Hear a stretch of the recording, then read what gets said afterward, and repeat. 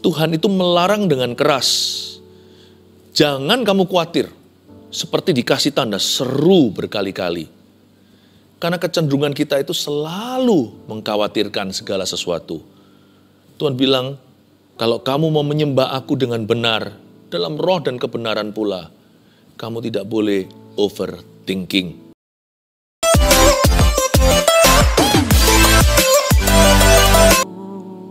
Mari kita belajar berserah kepada Tuhan dalam hadirat-Nya. Hati nggak akan pernah plong kalau kita belum secara sengaja menyerahkan kekhawatiran kita. Lawan arus untuk berserah kepada Yesus. Mari kita angkat tangan kita dan katakan, Tuhan, aku berserah. Bilang begitu, Tuhan, aku berserah kepadamu. Jadilah padaku seturut kehendak-Mu.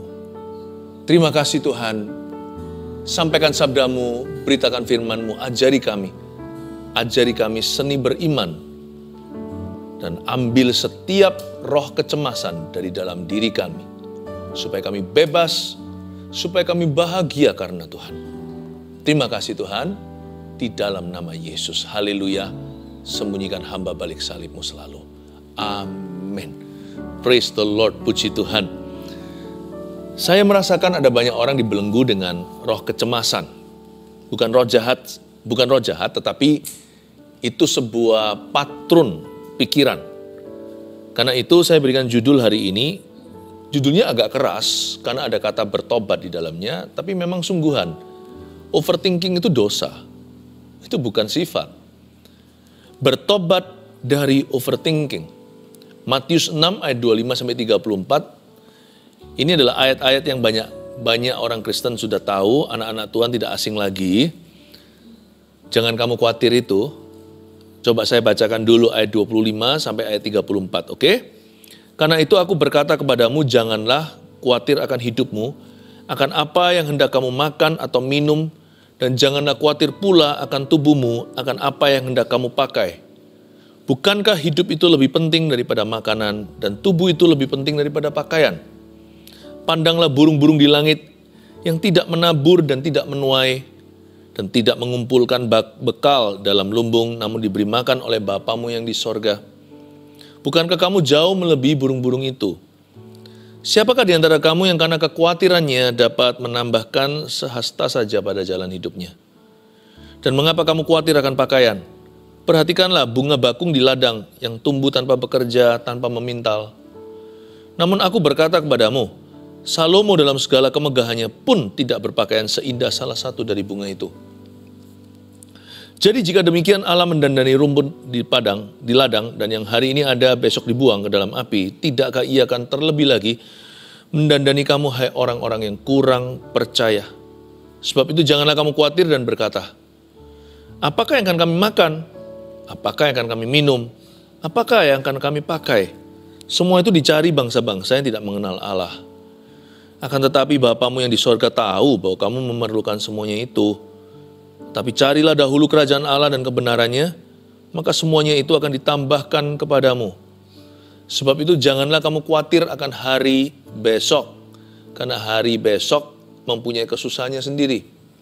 Kesusahan sehari cukuplah untuk sehari. Saya tantang Anda untuk berani berkata, cukup sudah, enough is enough. Cukup, aku cemas begini terus. Nanti kalau problema datang, kita cemas. Problema kita pergi, kita curiga. Kapan lagi problem baru datang? Dasar orang yang tidak pernah happy kita ini. Karena kita punya patron berpikiran, itu salah. Kita harus berani berkata, kecemasan sampai tahun ini saja. Enough, cukup. Sekarang saya sudah bebas. Saya bebas oleh darah-darahnya anak domba Allah. Saya bebas dari jalur pikiran ini. Bahkan, tahukah Anda bahwa overthinking itu termasuk dosa? Kok bisa? Coba baca ayat 25. Karena itu aku berkata kepadamu, janganlah khawatir akan hidupmu. Ini kata-kata Yesus ya. Yesus itu firman. Apa yang Yesus katakan itu standar Allah. Dan Yesus berkata di sini, pakai kata jangan, berarti itu perintah. Itu bukan himbauan, itu bukan saran. Karena itu aku Yesus berkata kepadamu, pada murid-murid Yesus dan para pendengarnya. Janganlah khawatir akan hidupmu. Jangan kamu khawatir burung di udara dia pelihara seperti lagu itu. Janganlah khawatir akan hidupmu. Lalu jangan khawatir apa lagi? Jangan khawatir apa yang hendak kau makan atau apa yang hendak kau minum. Jangan khawatir juga akan tubuhmu, apa yang hendak kamu pakai. Bukankah hidup itu lebih penting daripada makanan dan tubuh itu lebih penting daripada pakaian? Kekhawatiran itu nggak boleh diremehkan. Overthinking, kecemasan. Karena orang yang cemas berlebihan, yang overthinking melulu, prioritas hidupnya pasti nggak betul. Karena itu Yesus di sini tegur. Hidup itu kan lebih penting daripada makanan. Saya garis bawahi di Alkitab saya kata lebih penting. Berkali-kali lebih penting itu. Tubuh itu lebih penting daripada pakaian. Gak bisa kita itu menyembah Tuhan dalam kebenaran sambil menyimpan overthinking dan kecemasan. Karena kita gak bisa melayani dua Tuhan. Kalau kita melayani Yesus, maka garis besarnya adalah iman. Tapi kalau kita melayani kekhawatiran, kecemasan, garis besarnya adalah roh ketakutan. Nggak bisa dicampur baur. Air dan minyak nggak bisa bersatu. Apalagi Tuhan sudah berkata, jangan. Jangan khawatir akan apapun juga. Kalau kamu khawatir, hatimu nggak benar. Nggak bisa menyembah Tuhan dalam roh dan kebenaran. Karena orang yang khawatir, pasti terbolak-balik. Dolak-dalik yang namanya definisi penting. Bukankah kamu lebih penting daripada makanan itu? Hidupmu itu, tubuhmu lebih penting daripada pakaian. Tapi orang yang khawatir mementingkan pakaian. Padahal pakaian itu bukan keinginan, sah-sah aja sih. Karena pakaian dalam konteks orang yang khawatir seringkali adalah kebutuhan. Makanan juga sama. Bagaimana kalau kita kepepet? Gimana kalau kita terjepit? Gimana kalau kita terpojokkan oleh keadaan? Bolehkah kita khawatir? Boleh sih boleh. Tapi apa gunanya? Karena Alkitab mengatakan, tadi yang ayat yang kita baca, siapa sih yang dengan khawatir menambah sahasta? Tuhan itu melarang dengan keras. Jangan kamu khawatir. Seperti dikasih tanda seru berkali-kali. Karena kecenderungan kita itu selalu mengkhawatirkan segala sesuatu. Tuhan bilang, kalau kamu mau menyembah aku dengan benar, dalam roh dan kebenaran pula, kamu tidak boleh pandanglah burung-burung di langit, ayat 26. Yang tidak menaburkan dan tidak menuai. Yang tidak mengumpulkan bekal dalam lumbung namun diberi makan oleh Bapamu di sorga. Bukankah kamu jauh melebihi burung-burung itu? Siapakah di antara kamu yang karena kekhawatirannya dapat menambahkan sehasta saja pada jalan hidupnya, ayat 27. Perintah jangan kamu khawatir itu sangat fungsional. Gimana Tuhan bisa bicara kepada kita? Kalau hati kita panik sendiri, kalau pikiran kita kacau balau. Yang seringkali kita katakan bahwa kita tidak bisa mendengar suara Tuhan itu nggak tentu betul loh. Kemungkinan besar Tuhan sudah berbicara, tapi Anda dan saya yang tidak mendengarkan karena kalut pikiran. Makanya Tuhan tuh berkata begini dalam ayat Alkitab. Tuhan berkata, tenanglah, ini aku, jangan takut. Waktu murid-muridnya panik sendiri, itu di atas lautan Danau Galilea. Yesus berjalan di atas air menghampiri mereka untuk tolong mereka. Tapi mereka berkata, ini hantu. Tuhan berkata, tenang. Kalau kamu nggak tenang, Tuhan akan kira-kira kamu hantu nanti. Jangan-jangan hantu dikira Tuhan. Ketakutanmu dikira nanti inilah realita yang akan terjadi. Nanti tidak akan bisa berpikiran lurus. Dan selalu tidak akan bertemu dengan rencana Yesus. Tuhan berkata dengan jelas di sini, kamu nggak bisa khawatir dan menambah sehasta. Kamu harus putuskan hari ini mau overthinking atau belajar beriman. Mau manjakan perasaan kecemasan atau mau lawan? Dari sini kita tahu dari perintah Yesus jangan khawatir. Berarti siapa melanggar ini, berarti melanggar perintah Tuhan. Sekalipun ini bukan 10 perintah Allah, karena 10 perintah Allah tidak ada salah satunya berbunyi, jangan kamu khawatir. Tapi ini perintah Yesus, sama saja. Jadi siapa yang melanggar ini, melanggar firman. Siapa yang khawatir berarti berdosa. Aduh Pastor Philip, kok berat ya vonisnya. Iya, kita harus tahu dulu supaya kita bisa lawan dia. Kalau kita nggak tahu sesuatu itu penyakit di tubuh kita kan nggak dikasih obat, bahkan nggak ke dokter pula. Waktu kita menyadari bahwa badan kita mengirimkan sebuah sinyal, ada yang nggak beres dengan jantungku, atau ada yang nggak beres dengan pandangan mataku, kok kabur. Ada yang tidak beres dengan pendengaran telinga saya. Kenapa kok bunyi nging begini? Dan ini constantly atau secara konsisten. Kalau kita tidak bisa menyadari bahwa ini adalah sakit penyakit atau sesuatu yang perlu ditanggapi secara serius, kita bisa lengah dan membiarkan itu terjadi lalu nanti terlambat diobati. Orang menganggap overthinking itu normal. It's not, my friend. It is not normal. Tidak normal. Jangan dijadikan standar normalmu. Jangan dijadikan new normalmu. Sebab itu bukan dari ciptaan Allah. Overthinking itu keluar dari jalan hidup yang salah. Minimal jalan pikirannya. Cara dia berpikir itu loh nggak betul.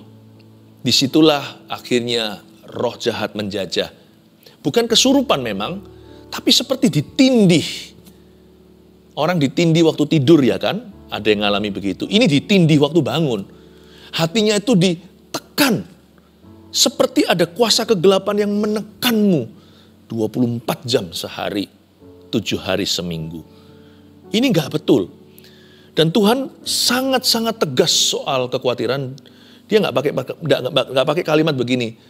Kalau bisa kamu jangan khawatir. Atau usahakan agar kamu tidak khawatir. Tidak. Tuhan berkata dengan jelas hitam di atas putih. Jangan khawatir, janganlah kamu khawatir akan hidupmu.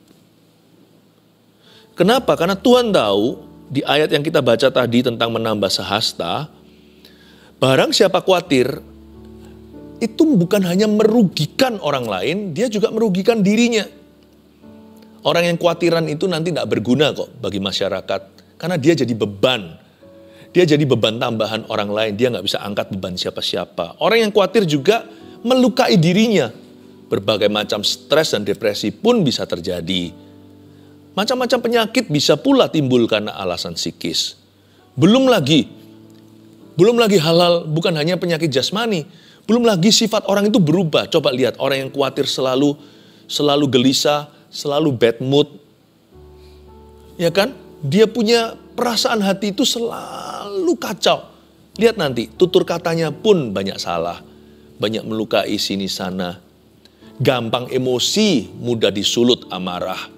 Gak sabaran sama orang. Makanya Tuhan tegasi, kamu jangan sekali-kali kamu khawatir. Sebab bukan hanya kamu tidak menambah sehasta, bisa-bisa kamu mengurangi 10 hasta dari hidupmu dan hidup orang lain. Belum lagi orang yang khawatir itu juling mata rohaninya terhadap Tuhan.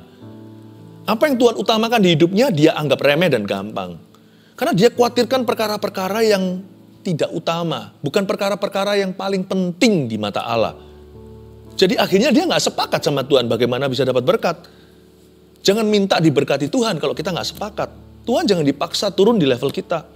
Kita yang harus menjadi serupa dengan gambarannya.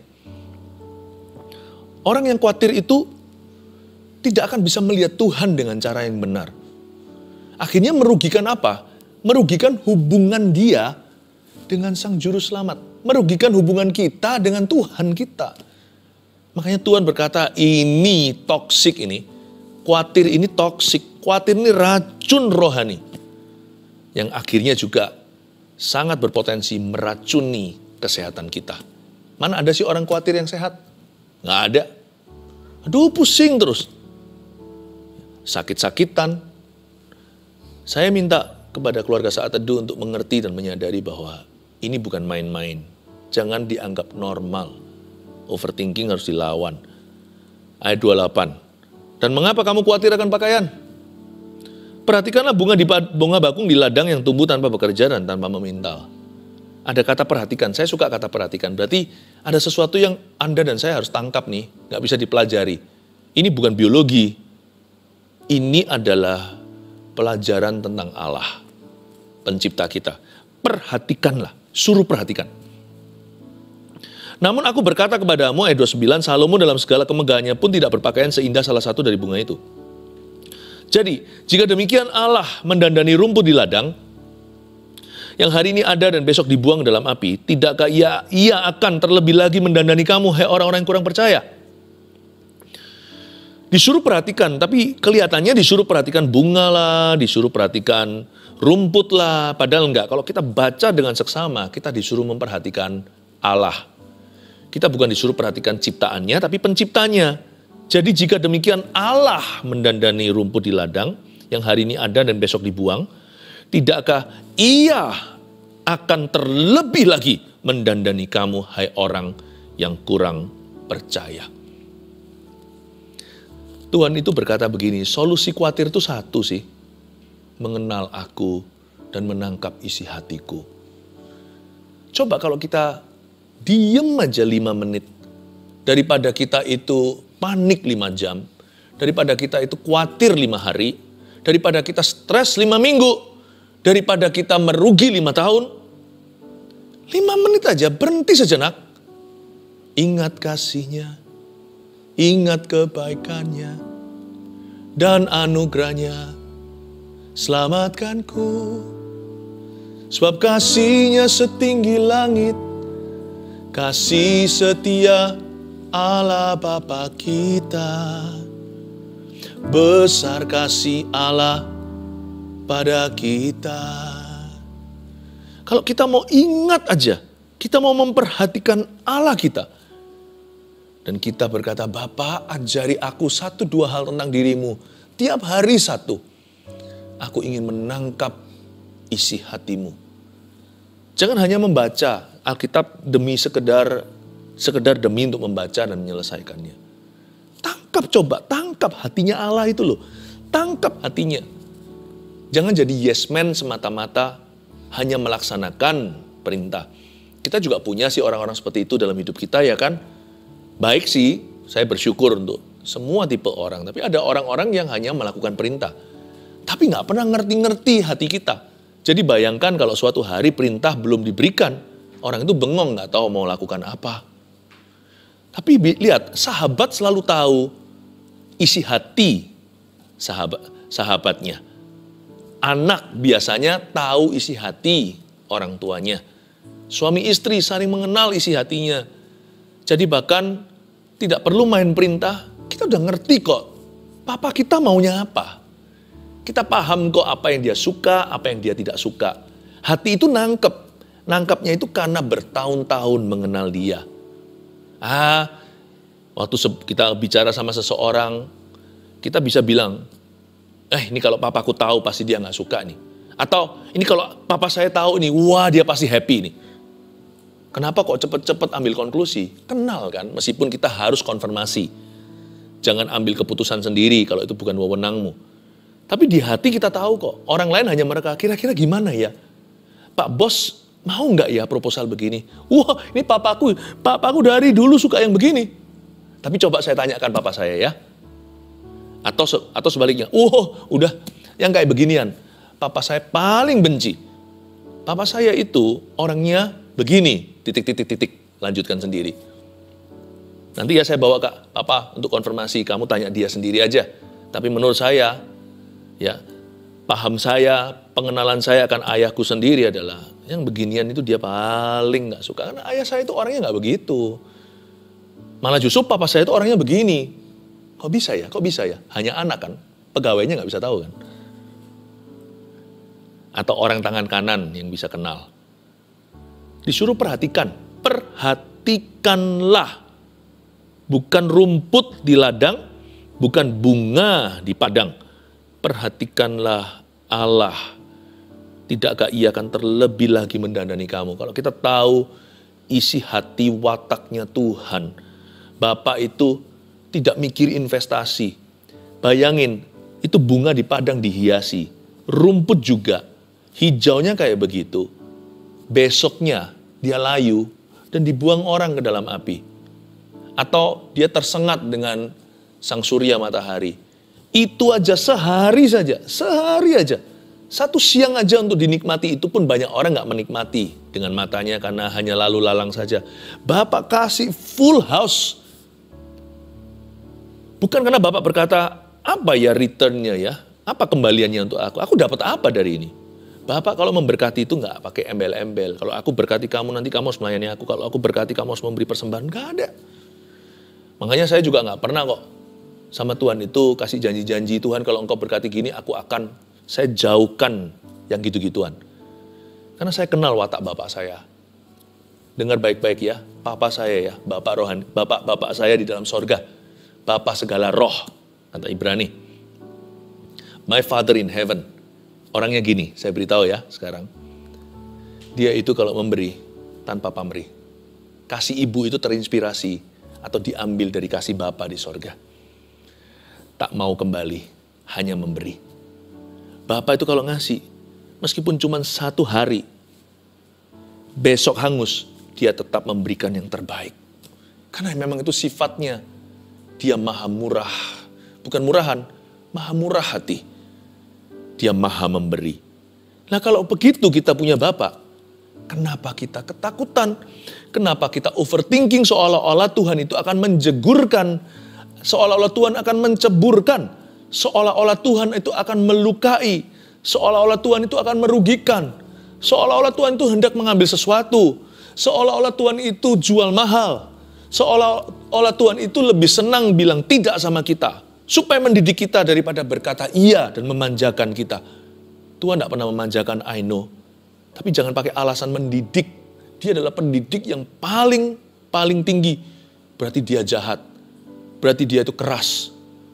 Bukan hanya ketegasan Tuhan saja yang patut kita pelajari. Tangkap isi hatinya, dia murah hati. Kalau kita tahu Bapak seperti apa yang kita sembah dan punya, niscaya pastilah semakin hari semakin sedikit kekhawatiran di dalam hati. Setiap bulan semakin berkurang itu kecemasan. Dan setiap tahun overthinking tidak lagi menjadi gaya hidup di dalam hidup kita. Haleluya. Ayat 31. Sebab itu janganlah kamu khawatir dan berkata apakah akan kami makan, apakah yang akan kami minum, apakah yang akan kami pakai. Semua itu dicari bangsa-bangsa yang tidak mengenal Allah. Akan tetapi Bapamu yang di sorga tahu bahwa kamu memerlukan semuanya itu. Ayat 32 ini bagus sekali. Kalau kamu khawatir terus ya nanti lama-lama hidupmu akan mengejar sesuatu yang gak jelas. Kalau overthinking itu dibiarkan, lama-lama nanti kita terbiasa mencari apa yang dicari oleh bangsa-bangsa yang tidak mengenal Allah. Kita perlu satu kepastian, perlu sebuah jaminan, perlu sebuah garansi. Kita akhirnya mencari-cari apa yang bangsa yang tidak mengenal Allah mencarinya.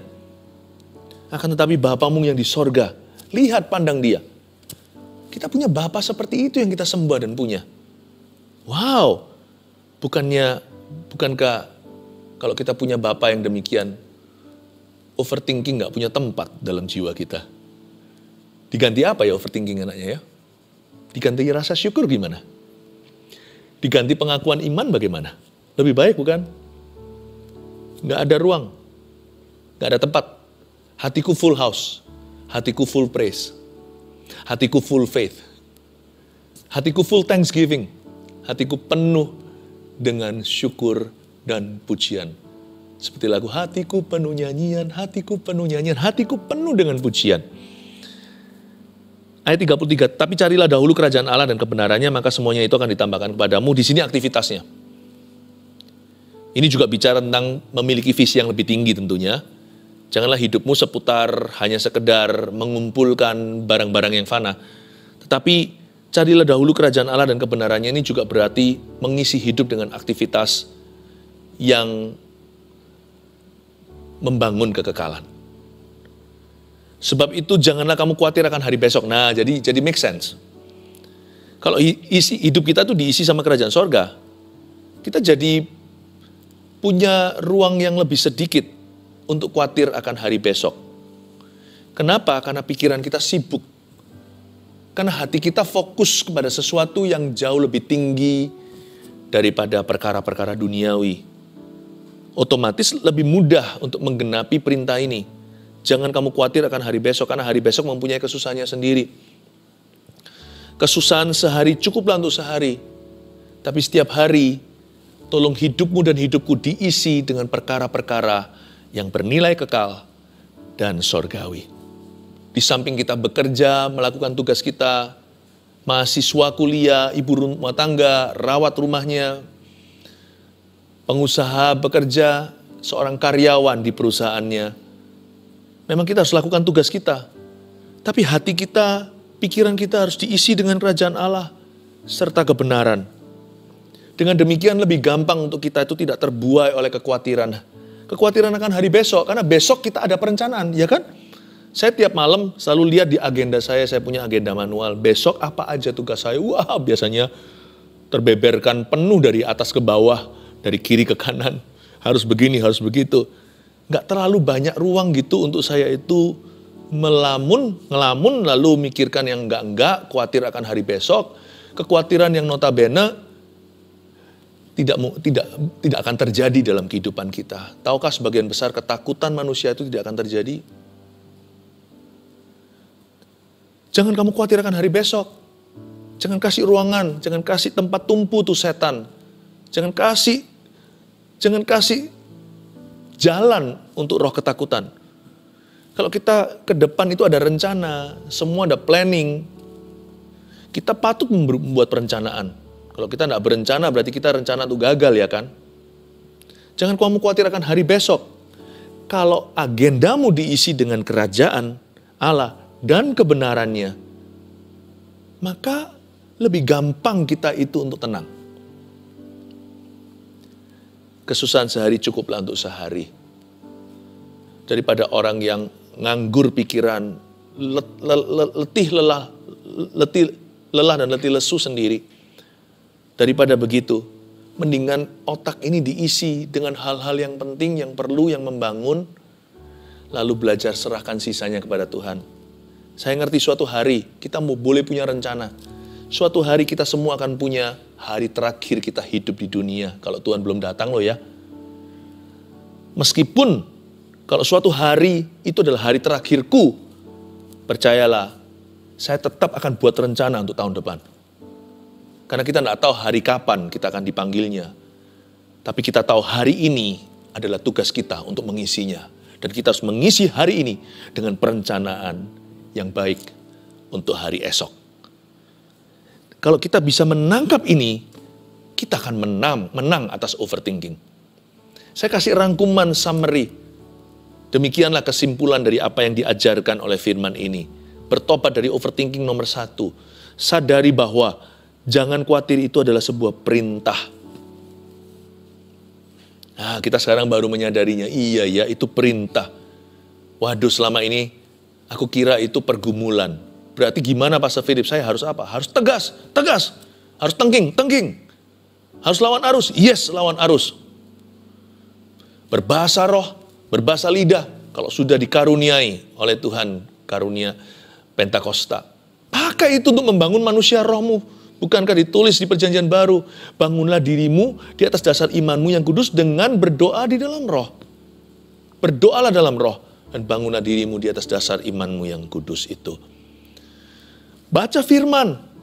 Jangan bengong pikiran. Lalu terus pikirannya itu ke ujung-ujung dunia yang gak jelas. Atau kepada sesuatu yang bukan berada di dalam kendalimu. Daripada gitu, mendarat di ayat. Yes, ya itu dia. Mendarat di ayat. Itu jauh lebih berguna daripada terbang di awan-awan. Baca Alkitab. Pejamkan matamu setelah itu dan berkata, terima kasih aku terima firman ini dengan iman. Biarkan firman ini bertumbuh 30, 61 kali ganda di dalam jiwaku. Begitu. Lawan keluarga Saat Teduh. Sadari bahwa jangan khawatir itu adalah sebuah perintah. 2. Perkuat hubungan dengan Bapa, lalu tangkap isi hatinya. Perhatikanlah Bapa, bukan bunga di padang, bukan rumput di ladang. Perhatikan Bapa penciptamu, bukankah Ia akan menghiasimu? Rumput aja dihiasi. Perkuat hubungan dulu dengan Bapa. Mustahillah kita bisa tangkap isi hatinya kalau kita tidak melekat, kalau kita tidak mendekat kepada Tuhan dan melekat serta merapat. Langkah pertama itu bukan kenal dulu, tapi datang dulu. Langkah ke-1 itu adalah langkah iman untuk melangkah mendekat Tuhan. Ya, mulai bangun mesbahmu yang runtuh. Udah gak ada waktu saat teduh pribadi atau saat teduh bersama. Mulai bangun kembali. Seperti mesbah Elia itu. Lalu nantinya api turun. Api kan gak turun sembarangan kalau gak ada mesbahnya. Api juga tidak akan diturunkan. Bangun. Perkuat hubunganmu dengan Bapa. Lakukan kembali aktivitas-aktivitas rohani yang membangun imanmu. Lalu setelah itu jangan hanya lakukan itu sebagai religi atau sesuatu rutinitas, bahkan liturgi. Setelah Anda merapat, mendekat pada Tuhan, usahakan untuk tangkap isi hatinya seperti kalau di dalam kelas gitu ya, guru lagi berceramah atau mengajarkan matematika, fisika, atau bahasa Inggris, atau bahasa Indonesia. Anda jangan tertidur, jangan juga melamun, jangan gambar-gambar yang gak jelas, dengan tangan yang sudah siap di laptopnya atau zaman dulu pensil dan buku tulisnya. Catat, perhatikan, seksama, tangkap sesuatu. Jangan hanya dapatkan hasil akhirnya, tapi coba temukan rumusnya. Kok bisa begitu ya? Kok bisa begitu ya? Kok bisa hasilnya begini? Dari mana itu? Coba bisa terima isinya. Oh gitu ya. Jangan hanya dapatkan pengajaran guru, tangkap cara dia berpikir. Coba tangkap cara dia berhitung. Kok bisa begitu? Di sini kunci bahwa banyak orang hanyalah tahu Tuhan, tapi gagal untuk menangkap isi hatinya. Ada satu pepatah bunyi begini, some things cannot be taught, only can be caught. Ada hal tertentu yang gak bisa diajarkan, tapi harus ditangkap. Karena itu saya berdoa supaya Anda menangkap isi hati Allah. Yang ketiga, isi hidup dengan aktivitas kerajaan sorga seperti misi dan pelayanan. Ini bukan berarti hanya misi dan pelayanan saja loh ya, lalu nggak bekerja, nggak kuliah, nggak sekolah, lalu semua nilainya buruk, pekerjaannya juga terbengkelai. Jangan lakukan itu, hidup harus seimbang. Tetapi setelah kita bekerja sebaik-baiknya, sekolah sebaik-baiknya, lakukan tanggung jawab kita, isilah hidupmu juga dengan aktivitas kerajaan sorga, seperti misi dan pelayanan, karena hal-hal itu akan membantu kita untuk tidak fokus pada diri sendiri. Itu membantu kita. Belum lagi ada nilai kekal dalam aktivitas-aktivitas tersebut. Sangat membantu kita untuk bisa fokus pada Yesus dan fokus pada orang lain. Lama-lama, tanpa kita sadari, kita sembuh sendiri dari overthinking itu. Kalau hidupmu terisi dengan apa? Diisi dengan aktivitas kerajaan sorga, seperti pelayanan, seperti misi. Dalam hidup saya dan hidup banyak jemaat Mawar Siaran saya gembalakan, yang membantu kita nggak overthinking, tapi selalu higher thinking. Bukan cemas tapi memikirkan perkara lebih tinggi adalah visi mendirikan 1000 gereja lokal yang kuat dengan 1 juta murid Kristus.